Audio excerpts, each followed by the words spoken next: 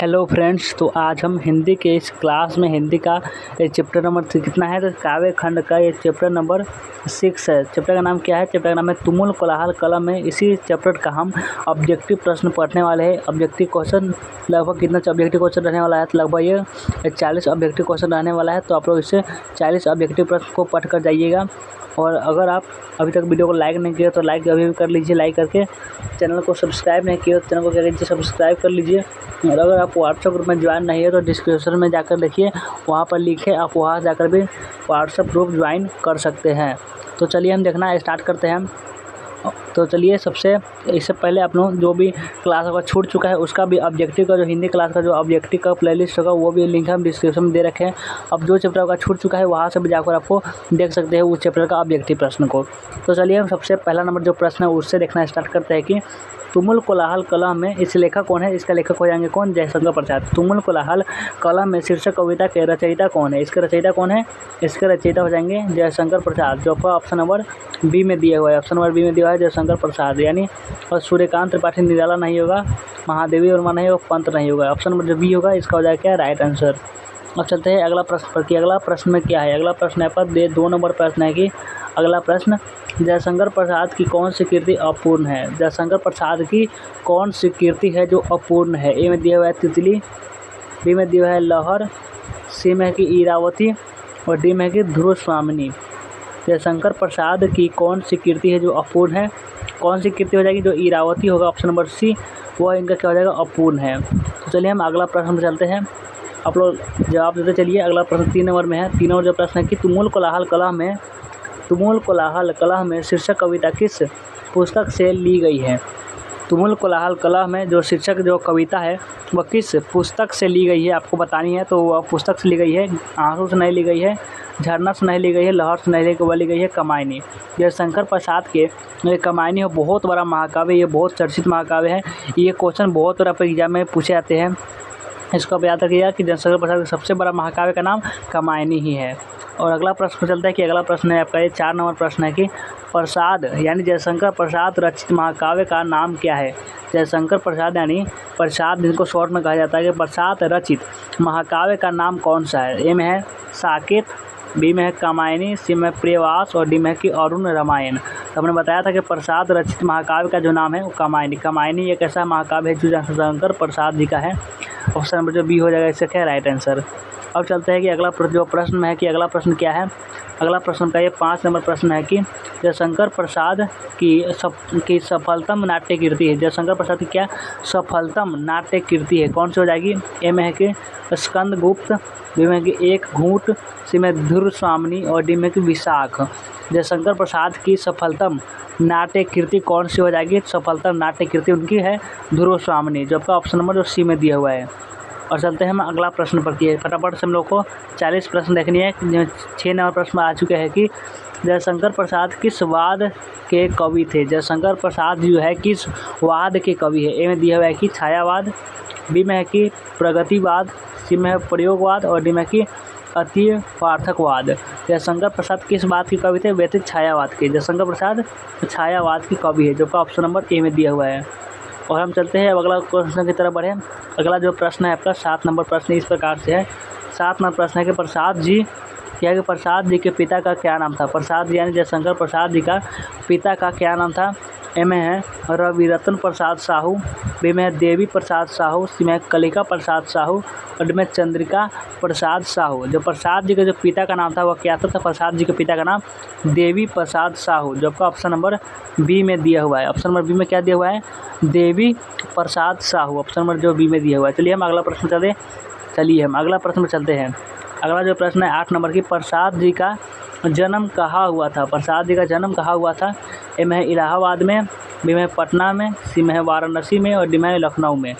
प्रसाद जी के जन्म कहाँ हुआ था? प्रसाद जी का जन्म हुआ था वाराणसी में, जो उत्तर प्रदेश में पड़ता है। वाराणसी ऑप्शन नंबर जो सी में दिया हुआ है, इसका हो जाएगा क्या? Right answer. अब चलते हैं हम अगला प्रश्न जो है आपका अगला प्रश्न कितना नंबर है? अगला प्रश्न आपका 9 नंबर प्रश्न में है कि 9 नंबर प्रश्न की इनमें से कौन सी पुस्तक प्रसाद जी की नहीं है? बताइए आप लोग, इनमें से कौन सी जो पुस्तक है जो प्रसाद जी की नहीं है?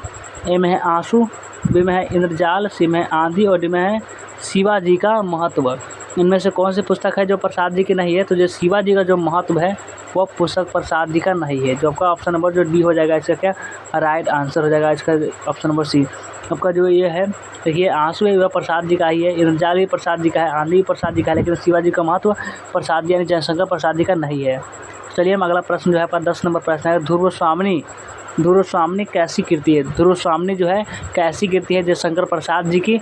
ए में है महाकाव्य, बी में है कि गीति नाट्य, सी में है कि नाटक और डी में है कि कहानी। कैसी का है ध्रुव स्वामिनी कैसी कीर्ति है? तो वह आपका नाटक है। ध्रुव स्वामिनी क्या है? नाटक है, जो आपका ऑप्शन नंबर सी हो जाएगा इसका राइट आंसर। अब चलते हैं हम अगला प्रश्न है। अगला प्रश्न कितना नंबर में आ चुके हैं? अगला जो प्रश्न है 11 नंबर प्रश्न है। इस प्रकार है कि कामायनी के रचयिता कौन है? हमने बताया था कि कामायनी बहुत ही महत्वपूर्ण महाकाव्य है, तो इसको पूछा भी जाता है एग्जाम में कि कामायनी के रचयिता कौन है। ए में दिया हुआ है कि जयशंकर प्रसाद, बी में दिया हुआ है कि सुमित्रा नंदन पंत, सी में है कि महादेवी वर्मा और डी में है कि सूर्यकांत त्रिपाठी निराला। कामायनी के रचयिता कौन है बताइए? तो कामायनी के रचयिता हो जाएगा कौन? जयशंकर प्रसाद। जयशंकर जो प्रसाद जी है वह कामायनी के रचयिता है। मैंने बता दिया ऑप्शन नंबर ए हो जाएगा 11 नंबर प्रश्न का राइट आंसर। ये सुमित्रा नंदन पंत नहीं होगा, महादेवी वर्मा नहीं होगा, सूर्यकांत त्रिपाठी निराला नहीं होगा। ऑप्शन नंबर ए होगा इसका क्या राइट आंसर। सो कामायनी के रचयिता जयशंकर प्रसाद हो जाएंगे। अगला प्रश्न जो 12 नंबर में है कि जयशंकर प्रसाद का जन्म कब हुआ था? जयशंकर प्रसाद का जो जन्म कब हुआ था? ए में दिया है 1888 में, बी में 1879 में और सी में 1890 में और डी में 1891 में। जयशंकर जो प्रसाद जी का क्या हुआ था? जन्म हुआ था, वो हुआ था 1889 में। ऑप्शन जो बी हो जाएगा इसका क्या राइट आंसर। और हम चलते हैं अगला प्रश्न पर। अगला प्रश्न जो है इस प्रकार है, कितना नंबर प्रश्न है? अगला प्रश्न 13 नंबर प्रश्न पर आ चुके हैं। जयशंकर प्रसाद के प्रबंध काव्य का नाम लिखें। जयशंकर प्रसाद के प्रबंध काव्य का नाम लिखिए। कौन कौन से प्रबंध काव्य हो जाएंगे? ए में है कामायनी, बी में है द्वापर, सी में है यशोधरा और डी में है रामचरितमानस। जयशंकर प्रसाद के जो प्रबंध काव्य का नाम बताने के लिए बोला जाएगा तो बताइए कामायनी। कामायनी जो होगा जयशंकर प्रसाद का प्रबंध काव्य, यही महाकाव्य भी है। ऑप्शन नंबर ए हो जाएगा इसका क्या राइट आंसर। चलिए हम अगला प्रश्न पर चलते हैं। अगला जो प्रश्न 14 नंबर में है, जयशंकर प्रसाद के नाटकों के नाम लिखिए। क्या है? जयशंकर प्रसाद के कौन कौन से नाटक है? जयशंकर प्रसाद के नाटकों के नाम लिखने को बोला जाए तो कल्याणी, परिणय, प्रायश्चित, राजश्री, विशाख, अभी में दिया है कामना, जन्मेजय का नागयज्ञ और स्कंदगुप्त, एकचूट और सी में की चंद्रगुप्त और ध्रुव स्वामिनी, डी में उपयुक्त सभी। तो जयशंकर प्रसाद का जो नाटकों का नाम पूछा जाए तो नाटकों का नाम हो जाएगा आपका ऑप्शन नंबर डी, उपयुक्त सभी हो जाएगा। यानी जितना भी है ये सब जयशंकर प्रसाद जी का ही है, यानी ऑप्शन नंबर डी होगा इसका हो जाएगा राइट आंसर। तो हम चलते हैं कि अगला प्रश्न पर क्या है कि अगला जो प्रश्न है, अगला प्रश्न आपका 15 नंबर में है। 15 नंबर प्रश्न में क्या है कि जयशंकर प्रसाद के कथा संग्रह का नाम बताइए। जयशंकर प्रसाद के कथा संग्रह का नाम बताइए। तो ए में दिया हुआ है छाया, बी में है प्रतिध्वनि, सी में है कि इंद्रजाल और डी में कि उपयुक्त सभी। जयशंकर प्रसाद की कथा संग्रह का नाम हो जाएगा आपको उपयुक्त सभी, यानी इंद्रजाल भी है, कथा संग्रह, प्रतिध्वनि भी है, छाया भी है। ये सब क्या है? जयशंकर प्रसाद के कथा संग्रह का ये सब नाम है, यानी ऑप्शन नंबर जो डी होगा इसका हो जाएगा राइट आंसर। और हम चलते हैं कि अगला प्रश्न पर। अगला प्रश्न में चलते हैं। 16 नंबर प्रश्न आ चुका है, कंकाल क्या है? प्रश्न क्या है पर कि कंकाल क्या है? ए में दिया है महाकाव्य, ए में है महाकाव्य, बी में है कहानी, सी में दिया हुआ है उपन्यास और डी में है कि प्रबंध काव्य। कंकाल क्या है बताइए आप लोग? कंकाल जल्दी क्या है? कंकाल जो है आपका उपन्यास है। ऑप्शन नंबर सी हो जाएगा इसका क्या राइट आंसर। जो कंकाल है वो क्या है? एक प्रकार का उपन्यास है।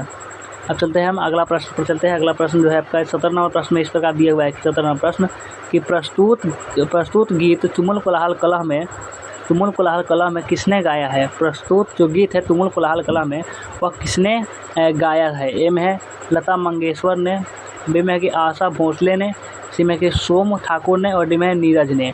प्रस्तुत गीत जो तुमुल कोलाहल कला में है किसने गाया है? यानी तुमुल कोलाहल कला का मतलब क्या था? यानी बहुत सारे शोरगुल जहाँ पे कोई अपने दिल की बात न कर पाए उसे कहते हैं तुमुल कोलाहल कला में। तो इसको क्या हो जाएगा राइट आंसर। तो 17वां प्रश्न का जो राइट आंसर होगा वह हुआ था आशा भोसले ने। तुमुल कोलाहल कला का गीत इन्होंने गाया था। ऑप्शन नंबर जो बी हो जाएगा इसका राइट आंसर। और हम चलते हैं अगला प्रश्न पर। अगला जो प्रश्न है आपका 18वां प्रश्न है कि इनमें से कौन सी जो रचना है वो प्रसाद जी की नहीं है? यानी 3 रचना जो इनकी है और एक रचना है जो प्रसाद जी की नहीं है। झरना है जो प्रसाद जी की है, आंसू भी जयशंकर प्रसाद जी की ही है, कामायनी तो उनका बहुत महाकाव्य है, जो देवदासी है ये उनका क्या है? नहीं है। ऑप्शन नंबर जो हो जाएगा क्या? ऑप्शन नंबर इसका हो जाएगा सी जो होगा इसका हो जाएगा राइट आंसर नहीं हो जाएगा। और हम चलते हैं अगला प्रश्न पर कि अगला प्रश्न में क्या दिया हुआ है। अगला जो प्रश्न आपका 19 नंबर में है और 19 नंबर प्रश्न है कि इंदु का प्रकाशन क्या है क्वेश्चन में कि इंदु का प्रकाशन किसने प्रारंभ किया था। इंदु का प्रकाशन किसने प्रारंभ किया था। ए में दिया है कि अंबिका प्रसाद ने, बी में दिया है देवी प्रसाद ने, सी में है कि रहीम दास ने और डी में है कि सुखदेव राम ने। इंदु का प्रकाशन किसने प्रारंभ किया था। तो इंदु का प्रकाशन अंबिका प्रसाद ने क्या किया था, प्रारंभ किया था, जो आपका ऑप्शन नंबर ए में दिया हुआ है।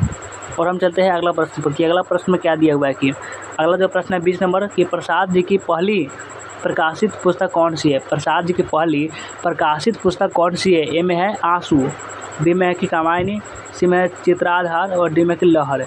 प्रसाद जी की पहली प्रकाशित जो कृति है वह है चित्राधर। चित्राधर है जयशंकर प्रसाद जी की पहली कृति। ऑप्शन नंबर जो सी होगा इसका हो जाएगा राइट आंसर। और हम चलते हैं अगला प्रश्न पर कि अगला प्रश्न है आपका ये 21 नंबर प्रश्न आ चुके हैं।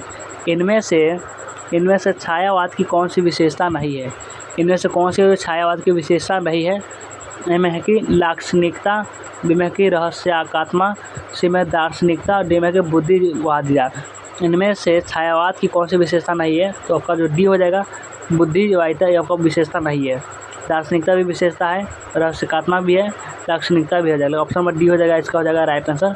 जो आपका ये बुद्धिवादिता है ये आपका छायावाद का विशेषता नहीं है।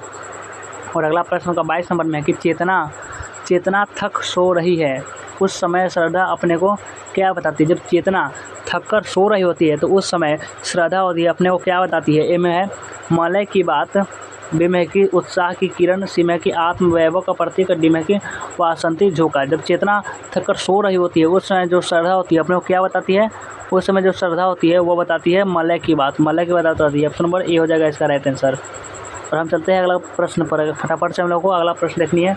अगला प्रश्न है आपका 23 नंबर में। 23 नंबर जो प्रश्न है कि सुंघनी साहू परिवार किससे संबंधित है। सुंघनू साहू परिवार जो है, सुंघनी साहू परिवार किससे संबंधित है। ये बहुत ही क्या है VVI प्रश्न है, इसको आप याद कर लीजिएगा। सुंघनी साहू परिवार किससे संबंधित है। ए में निराला से, बी में महादेवी से, सी में दिनकर से और डी में जयशंकर प्रसाद से। सुंघनी साहू परिवार किससे संबंध रखता है। तो रखता है जयशंकर प्रसाद से। ऑप्शन नंबर डी हो जाएगा इसका राइट आंसर। ये बहुत ही इंपॉर्टेंट प्रश्न है, इसको आप याद होना ही चाहिए इसको। और 24 नंबर प्रश्न है कि तुमुल कोलाहल कला में किनकी रचना है। तुमुल कोलाहल कला में जो है किनकी रचना है। ए में है जयशंकर प्रसाद, बी में दिया हुआ है कि दिनकर, सी में है कि अज्ञेय और डी में है कि रघुवीर सहाय। तुमुल कोलाहल कला में किनकी रचना है। तो तुमुल कोलाहल कला में है जो है जयशंकर प्रसाद जी की रचना है। ऑप्शन नंबर ए हो जाएगा इसका राइट आंसर। और हम चलते हैं अगला प्रश्न पर कि अगला प्रश्न जो है किस प्रकार है। अगला प्रश्न आपका 25 नंबर प्रश्न। 23 नंबर प्रश्न में क्या दिया हुआ है चलिए देखते हैं। जयशंकर प्रसाद का महाकाव्य है। जयशंकर प्रसाद का महाकाव्य का नाम बताइए। जयशंकर प्रसाद का महाकाव्य ए में है कामायनी, बी में है मुकुल, सी में है छत्रसाल और डी में है साकेत। जयशंकर प्रसाद का जो महाकाव्य है वह एक ही है, कामायनी है। जयशंकर प्रसाद का बहुत ही फेमस महाकाव्य है, प्रसिद्ध महाकाव्य है। Option number A. और आपका बी नहीं होगा, सी नहीं होगा, डी नहीं होगा। ऑप्शन नंबर ए हो जाएगा इसका राइट आंसर। और चलते हैं अगला प्रश्न जो आपका 26 नंबर प्रश्न है कि भारतीय ज्ञानपीठ पुरस्कार से सम्मानित रचना है। भारतीय ज्ञानपीठ पुरस्कार से सम्मानित रचना कौन सी है। ए में दिया है कुरुक्षेत्र, बी में है हारे को हरि नाम, सी में शुद्ध कविता की खोज और डी में है उर्वशी। भारतीय ज्ञानपीठ पुरस्कार से सम्मानित रचना कौन सी है। जो भारतीय ज्ञानपीठ पुरस्कार से सम्मानित रचना आपका ऑप्शन नंबर डी उर्वशी हो जाएगा। ऑप्शन नंबर जो डी होगा इसका हो जाएगा क्या राइट आंसर। और हम चलते हैं अगला प्रश्न पर कि अगला प्रश्न ये किस प्रकार से है। अगला जो प्रश्न है इस प्रकार से है। आपका 27 नंबर प्रश्न आ चुके हैं। 27 नंबर प्रश्न कि जयशंकर प्रसाद कैसे कवि थे। जयशंकर प्रसाद कैसे कवि थे।